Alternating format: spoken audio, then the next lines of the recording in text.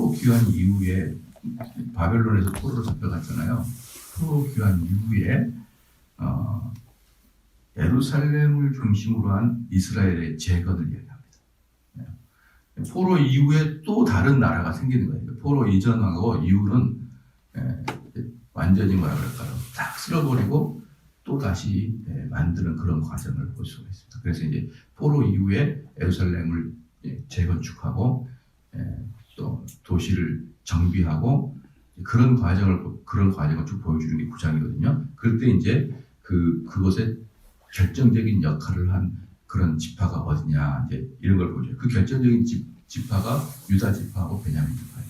그래서 이제 포로 귀환 이후에는 이스라엘 전체 땅 옛날에는 그 유다가 남유다만 지배했는데 이제는 포로 이후에는 전체 이스라엘 전체를 남유다하고 베냐민 지파에 주도적으로 재건한다라는 모습이고 보이고요. 그 재건의 중심에는 예루살렘의 성전의 재건축, 그 다음에 그것들을 성실했던 유다 지파, 베냐민 지파, 그리고 레위 지파 사람들의 활동을 보여주는 것이 바로 이 9장 말씀입니다. 그러니까 이제 후기 이스라엘은 유다, 베냐민, 레위 지파 이 세 지파에 의해서 다시 재건된다라는 것을 보여주고 있습니다.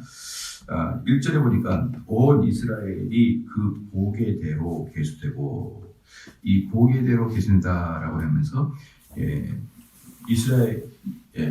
이스라엘 전체가 인구 조사를 하게 된 거거든요. 이제 인구 조사를 하게 된 것이 뭐냐면 이제 이게 네 번째 인구 조사인데 앞에까지 총 세 번째 인구 조사가 있었어요. 이스라엘 때 세 번째 있었는데 첫 번째는 뭐냐면 민수기 1장에 출애굽한 직후에 그 셉니다. 출애굽한 직후에 이스라엘 전체를 카운트하죠.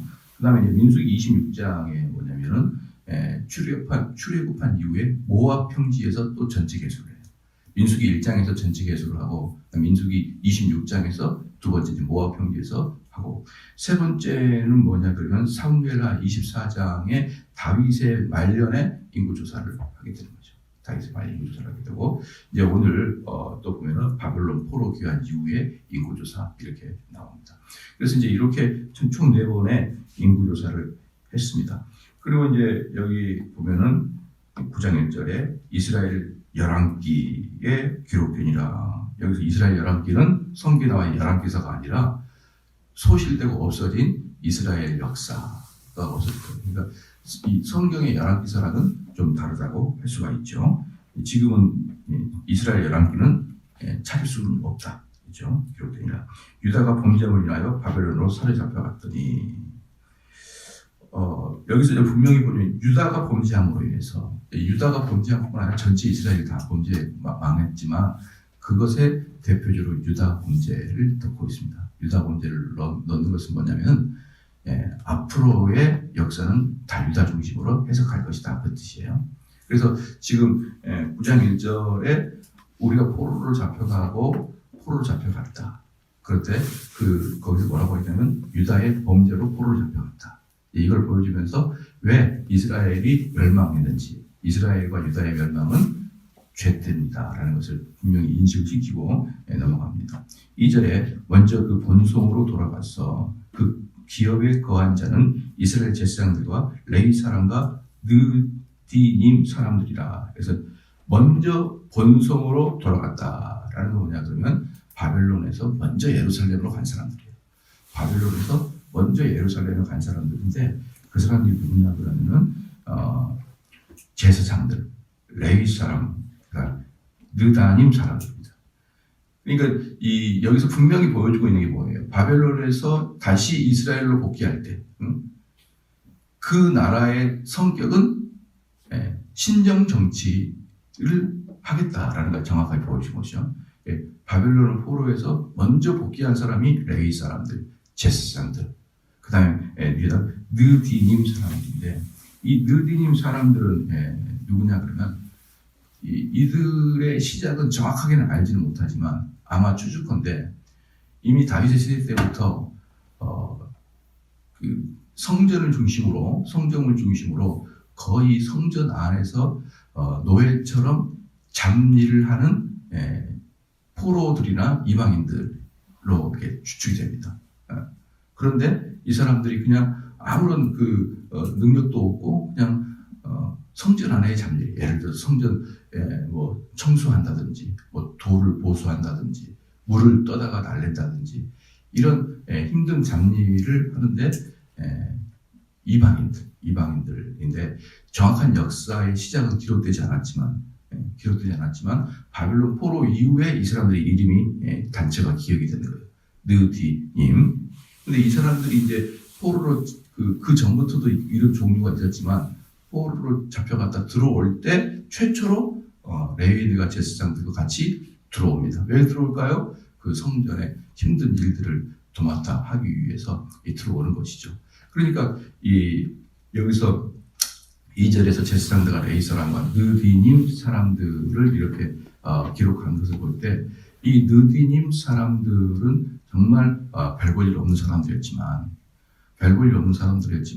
그래도 하나님께서는 그 사람들의 헌신과 봉사를 이 성전 재건하는 데 결정적인 역할을 했기 때문에 그 사람들의 이름이 이제 등록이 된 거예요. 결정적인 역할이기 때문에. 그래서 여기서 보면은 이 뒤에 쭉 나와요. 전체가 이스라엘 사람들의 특별 레위 지파 사람들이 무슨 일을 했는 것이 쫙 나오거든요. 그걸 보면은 뭘 느낄 수 있냐 그러면 하나님께서는 그 은사별로 다 일을 시킵니다. 은사별로 일을 시켜요.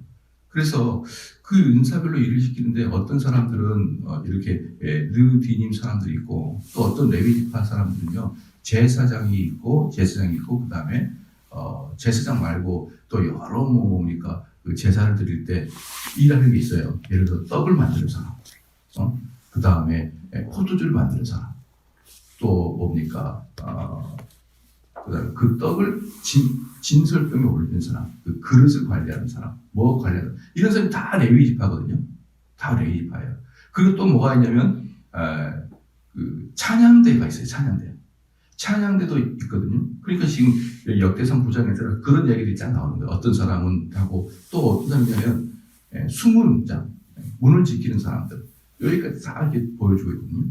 근데 이제 제사장은 아주 전문적인 직종이죠. 제사장 전문 직종이고 그 다음에 레위 사람들이 하는 것들도 어떤 건 상당히 전문적이고 어떤 것은 그냥 열심히 하면 되는 것도 있어요. 뭐 예를 들어서 그릇 닦는 거, 그릇 관리하는 거 전문적일 필요가 없잖아요. 열심히 닦으면 되는 거고 그 다음에 수문장들, 문을 지키는 사람들도 특별한 기술력이 필요 없습니다. 그리고 그 이스라엘 예루살렘의 성문을 지키는 것이 하나님께 예배드리는데 본질적인 일도 아니에요. 그러나 그 예루살렘의 수문을 지키는 사람이 있기 때문에 그 속에서 레위 지파 사람들이 일을 하게 되는 것이고 제사를 드릴 수 있는 것이죠. 그래서 이 레위기 9장에서 결론이 뭐냐 그러면요, 하나님의 사역은 그 은사별로 다 각기 일을 할 수 있도록 해놨단 말이에요. 은사별로 일을 할 수 있게 되는데 어떤 사람들은 정말 기술력이 필요한 사람도 있고 그냥 어떤 사람들은 열심히만 하면 되는 거예요. 그런데 그 수문을 지킨 사람이나 여기 느디님 사람들이나 또는 어떤 빵을 만드는 사람들이나 이런 사람들은 예루살렘에서 제사를 드리는데 아주 본질적인 일을 하는 사람들은 아니에요. 본질적인 일을 하는 사람들이 아니지만 그 모든 것들이 합체가 돼가지고 제사를 드리게 되어 있단 말이에요. 그 모든 일들이 연합한 다음에 하나하나 자기 분야에서 열심히 해가지고 그 제사가 드려진단 말이죠. 그래서 여기서 보면은 누구는 뭐하고 전부 다 아주 구체적으로 이렇게 나눠요. 그리고 또 하나 뭐가 있냐면요. 그렇게 이 사람들의 일이 중복되지가 않아요. 중복되거나 더 나아가서 서로 참견하는 거나 그게 없는 거예요. 그냥 너는 뭔 일을 하면 돼. 다 이렇게 자기 일만 주어져요. 중복되거나 남의 일이 참견도 못하게 자기 일만 열심히 하면 됩니다. 그 자기 일만 열심히 하면 되는데 그걸 모두 합쳐서 뭐가 되냐 그러면 하나님께 제사를 드리는 영광의 자리가 되는 것이죠. 그러니까 여기서 이제 역대상 9장을 보면서 여러분이 느껴야 될 게 뭐냐 그러면요. 교회가 딱 그래야 돼요. 교회가 모든 사람이 하나 이상의 봉사를 해야 되는데 그 봉사하는 그 자체가 결국 주일날 예배를 드리는 모든 것을 중심으로 필요를 하기 위해서 모든 곳에서 어떤 사람은 기술이 있어야 되고 어떤 사람은 지혜가 있어야 되지만 또 어떤 사람은 열심히 몸으로 헌신하는 것들이 요 모든 것들이 돌아가면서 어떻게 됩니까? 하나님께 예배를 드리는 정점을 찍는단 말이에요. 그럴 때 하나님은 영광을 받으시는 것이죠. 그렇죠? 그래서 나는 할 게 없어. 나는 실력이 안 돼. 사실은 교회의 사역에서 그런 건 없다는 거죠.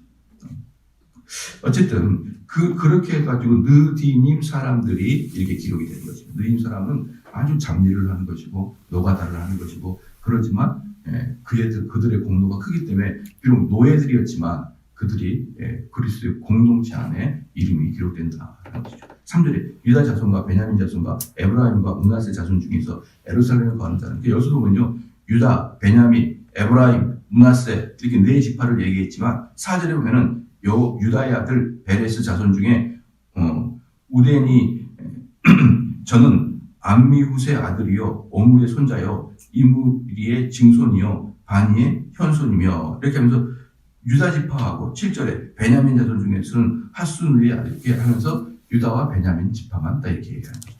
그러니까 처음에는 4절에서는 3절에서는 유다 지파, 베냐민 지파, 에브라임, 므낫세 이렇게 얘기하지만 그 다음에 9장에서는 누구를 주로 얘기합니까? 유다 지파하고 베냐민 지파만 얘기합니다.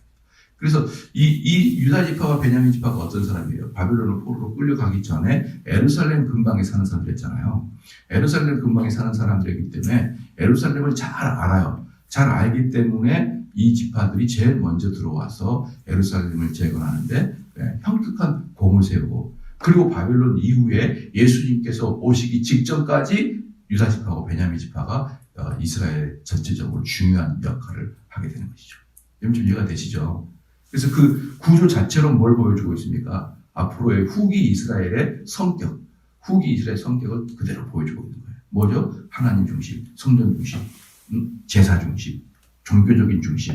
이것이 바로 후기 이스라엘이 가야 될 모습이다라는 것을 보여주고 있는 것입니다. 그 다음에 이제 쭉 내려가서 5절에 보면은 5절에 실로 사람 중에서 장자 아사야와 그 아들들이요. 이 실로는 이스라엘의 종교의 중심지고 해마다 여호와의 절기가 지켜지는 것이고 또 이곳에는 언약궤를 블레셋에서 빼앗다가 거기다가 전시까지 했던 그런 곳이 실로입니다. 실로예요.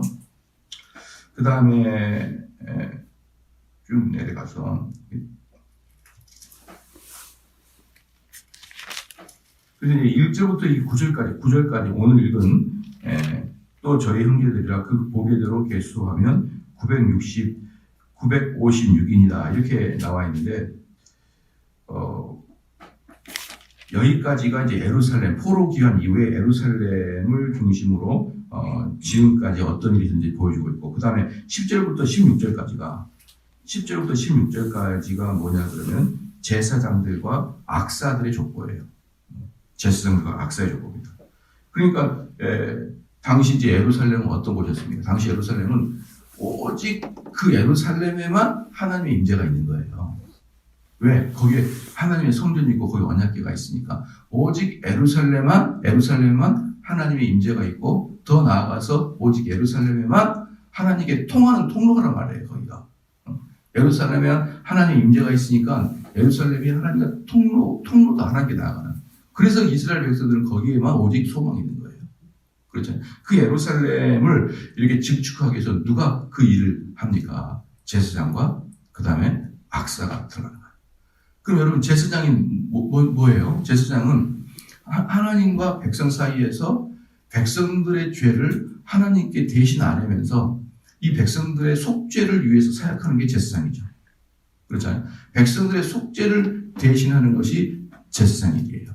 그러면 찬양은 뭐예요? 찬양가는 뭡니까? 하나님께 영광을 돌리는 핵심이 찬양단이에요. 그러니까 지금 예루살렘에 처음에 들어온 사람은 뭐냐 그러면 속죄의 사역과 하나님께 영광을 돌리는 사역 이 두 그룹이 들어와서 예루살렘의 증축을 결정적으로 돕다. 그래서 10절부터 16절까지는 제사장들과 악사들의 족보다라는 것을 알 수가 있습니다. 14절에 보니까 레위 사람 중에 무라리 자손 스마야니 저는 하수베의 아들이요 아스리감의 손자여 하사바의 증손이며 또 박박갈과 헤레스와 갈랄과 마따냐니 저는 미가의 아들이요 시그리의 손자요 아삽의 증손자며 이러면서 그 악사들의 이야기가 쭉 나옵니다. 그 다음에 17절부터 27절까지는 17절 보십시오. 문지기는 살룸과 아굽과 달몬과 아히만과 그 형제들이 살룸은 그 두목이라. 여기서부터 27절까지 누가 나오면 성막의 문지기들이에요. 성막의 문지기들. 그런데 이 성막의 문지기가 엄청나게 많이 나옵니다. 17절부터 27절까지. 읽어도 누군지도 모르죠. 24절에 이 문지기가 동서, 남북, 사방에 섰고. 그러니까 여기서 보면은요, 다른 어떤 것보다 이 문지기에 대해서 많이 나옵니다. 근데 아까도 말씀드렸지만, 문지기는 뭐예요? 특별한 기술도 필요 없어요. 그냥 서 있으면 되는 겁니다. 근데 이 문지기들에게 요구가 되는 게 뭐냐면, 열심이에요, 열심. 열심을 다하는, 충성을 다하는. 그러니까, 그 기술력도 필요 없지만, 충성을 다하는 사람의 그 가문이 17절부터 27절까지 엄청난 양이 많이 나온단 말이에요. 그래서 방금도 말했지만 하나님을 섬기는 이 교회에서는요 기술력이 없는 사람들도 헌신을 다 해야 되는 거예요. 내가 하나님 앞에 뭔가 특별히 재능으로 기부할 수 없는 사람들이 있잖아요. 그런 사람들도 그냥 헌신된 마음으로 자기의 시간과 열정을 들여서 하나님의 이 교회가 돌아가도록 헌신하는 것입니다. 그럴 때, 이 사람들이 이제 하나님의 예배를 드리는데 결정적인 역할을 하게 된다라는 것이죠. 자, 27절 보면요. 그런데 이런 문지기들에게 요구되는 게 뭐냐면, 21절에 저희는 하나님의 전을 맡은 직분이 있으므로 전 사면에 유하며 아침마다 문을 여는 책임이 있더라. 이게 참, 뭐냐면요. 이 27절의 문지기는 뭐냐면 그 문지기 중에 수장들을 이야기합니다. 이 문지기의 수장을 이야기하는데 그렇게 몸으로 헌신하는 그 사역자들 있잖아요. 몸으로 헌신하는 사역을 하는 사람들은 특징이 뭐냐 그러면요. 그 리더들이 더 헌신을 해야 되는 거예요. 그러니까 여기서 지금 아침마다 성문을 여는 것은요. 그 전체 중에 우두머리격의 사람들이 그 일을 하는 것이죠. 그래서 이제 17절부터 27절까지 읽어보면요. 이 우두머리 사람들은 부하들은 집으로 퇴근하고 출퇴근하는데 이 사람들은 성전 안에서 삽니다. 조금만 방에 자요. 손에 자고 그리고 아침 일찍 우리로 말하면 새벽마다 문을 열고 하는 것을 그 리더들이 하는 것이죠. 그래서 그 사람들은 솔선수범하여 후배들에게 어떻게 섬기는지를 보여주는 일을 합니다.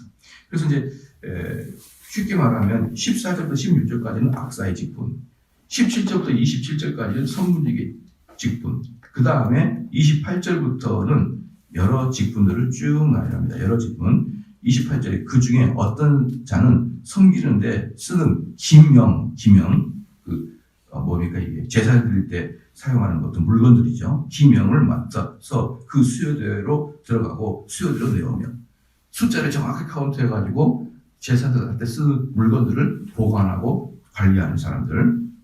그 다음에 29절에는 성소의 기구를 담당하는 사람들입니다. 또 어떤 자는 성소의 기구와 모든 기명과 고운 가루와 포도주와 기름과 유황과 향품을 맡았으며 다 맡는 거예요. 이렇게 분야별로.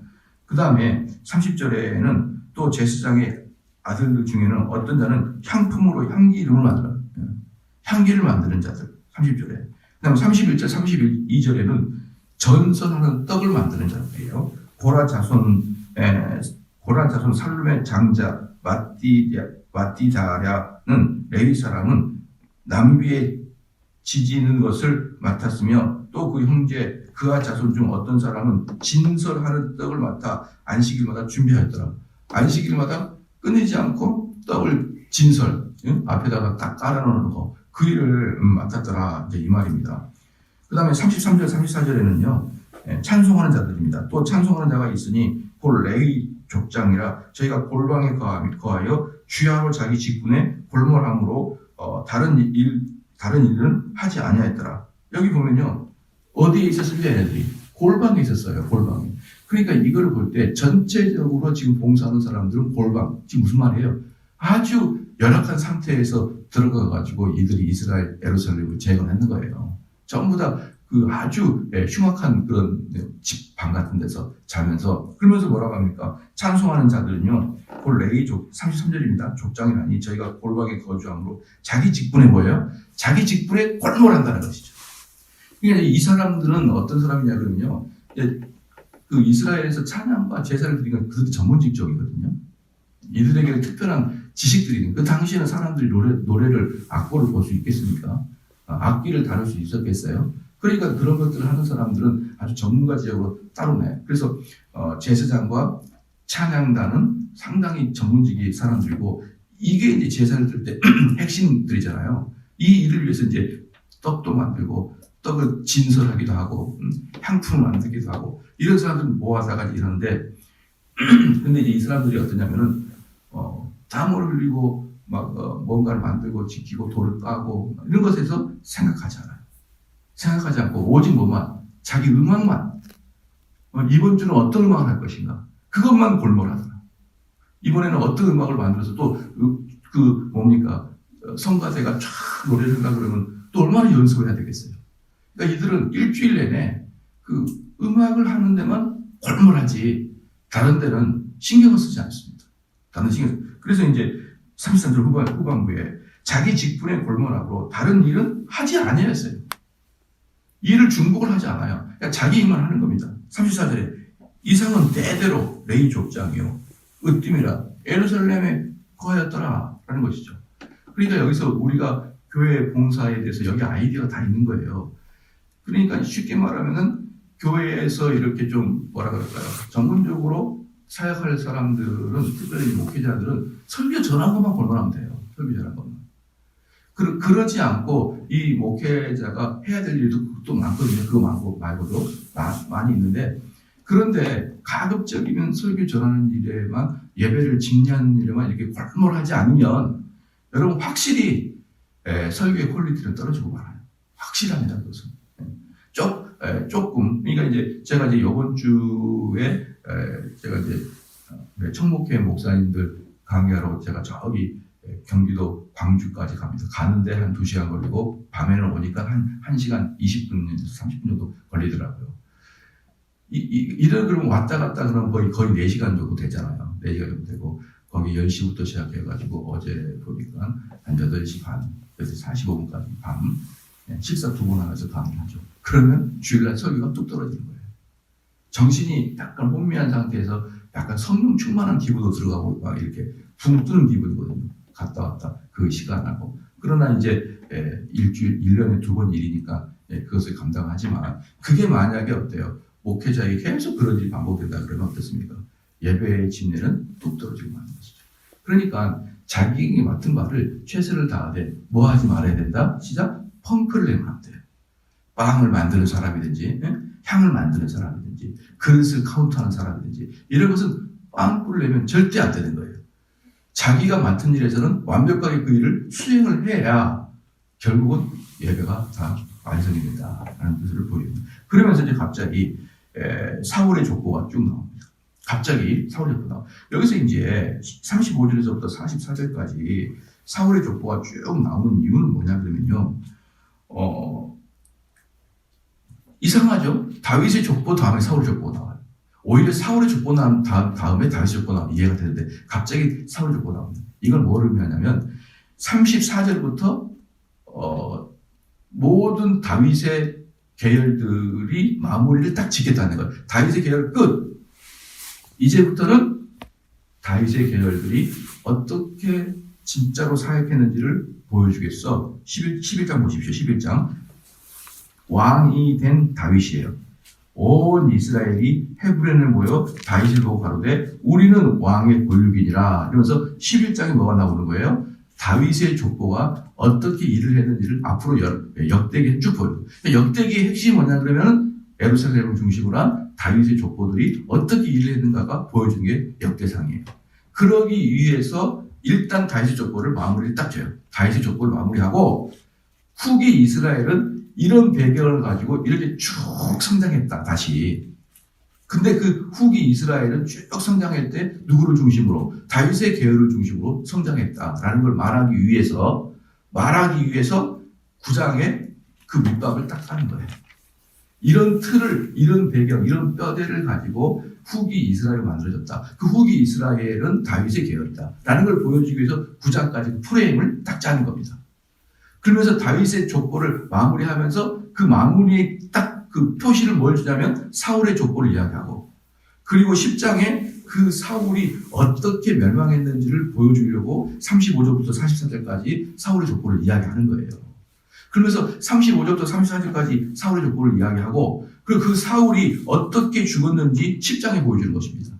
자, 여기서 분명히 보여주고 있는 게 뭐냐면요. 사울이 왜 멸망했고, 왜 하나님은 바벨론 포로 이후에는 다윗의 족보를 썼는지를 극명하게 보여주기 위해서 사울의 족보가 나오고, 사울이 왜 멸망했는지 나오고, 다윗이 왜 흥왕했는지 보여주는 거예요. 자, 그 라인이 뭘까요? 경계선이 뭘까요? 죄야, 죄. 죄를 졌던 사울은 여기에서 10장에서 한 장에서 언급하면서 이러기 때문에 사울은 망했고, 그렇기 때문에 다윗은 흥왕했다라는 것을 10장에서 이렇게 암시적으로 우리에게 보여주고 있는 것입니다. 그러면서 모든 프레임을 딱 깐 다음에 11장부터는 역대기의 주 원인인 다윗, 예루살렘, 또 후기 이스라엘, 이것이 어떤 민족인지를 우리한테 분명히 보여주고 있습니다. 사랑하는 성도 여러분, 말씀의 결론을 맺겠습니다. 9장은 간단해요. 하나님께서 이스라엘을 제사장의 나라로 다시 확신시켰다. 제사장 나라 다시 확신시켰다. 그 제사장의 나라가 제사를 드리기 위해서는 당연히 제사장과 레위지파가 가장 중요하지만, 그렇지만 그들이 제사를 드리기 위해서 모든 사람들이 하나 이상의 봉사를 맡았다. 다른 것에 신경 쓰지 않고 자기에게 맡겨준 봉사만 열심히 해야 된다. 그런데 한 가지 문제는 뭐냐면, 정말 내가 하나님께 드릴 게 없고 헌신할 게 없는 사람은 자기 몸이라도 드려서 하나님께 헌신하고 봉사해서 이 교회가 예배를 드리는데 아주 물 흐르듯이 잘 할 수 있도록 자기가 맡은 직분은 펑크를 내면 안 된다라는 것을 보여주는 것입니다. 기도하시겠습니다. 하나님 아버지, 참으로 감사합니다. 오늘 하나님께서 우리 또 포로 귀환 이후에 이스라엘의 재건을 통하여 정말 어떤 의도로 재건하였는지 보여주시면 감사합니다. 하나님, 저희들에게 무너진, 하나님과 우리 관계에서 무너진 장벽을 다시 세우게 하여 주시옵고, 정말 죄 때문에 하나님의 성전이 우리 속에서 무너져 있으면 다시 재건하여 주시옵소서. 그 재건하는 과정 중에 하나님을 향하여 속죄 제사를 드리게 하여 주시옵고, 또한 이후에 하나님을 찬양과 찬송으로 영광 돌리는 저희가 될 수 있도록 하나님 역사하여 주시옵소서. 주의 몸된 교회에서 헌신을 다하여 주시옵고, 맡은 바 최선을 다하는 저희가 되게 하여 주시옵소서. 감사드리며 예수님의 이름으로 기도하옵나이다. 아멘.